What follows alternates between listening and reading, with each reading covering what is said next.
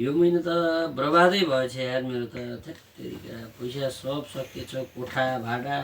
रासन पानी इधर उधर सब गर्दाखेरि त सब पैसा सकिने भएछ जम्मा अब 2000 रुपियाँ बाँकी छ त्यसले महिनाको खर्च चलाउने कि आफ्नो चाहिँ पकेट खर्च चलाउने कि के गर्ने बर्बाद भएछ ए हो र बुढो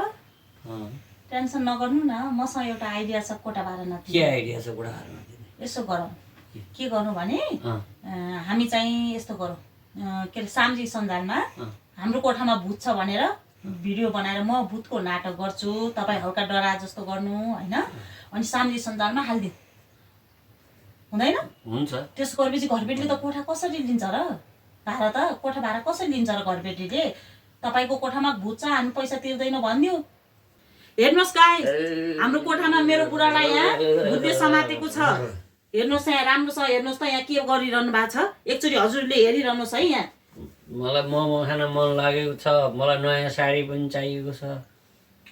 त्यो भन्ने होइन कि बुढो त्यो डाइलग त मेरो यो त नाटक मात्रै हो नि ए म त डराएको मात्रै गर्नु डराएको मात्रै गर्ने हो नि त फेरि सुरु गरौँ ल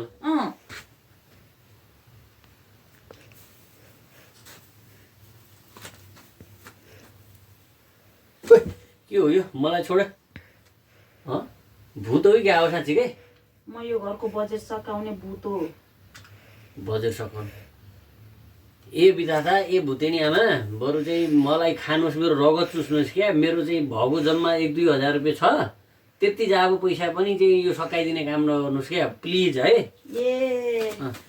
बुढो तपाईँसँग 2000 रुपियाँ रहेछ नि मलाई साडी किन्न दिनुहोस् त छैन साडी किन्न जानु छ आज मलाई साडी किन्ने पैसा त दिनै पर्यो नि खै पर्स खै छैन यहाँ पैसा खुर्के मलाई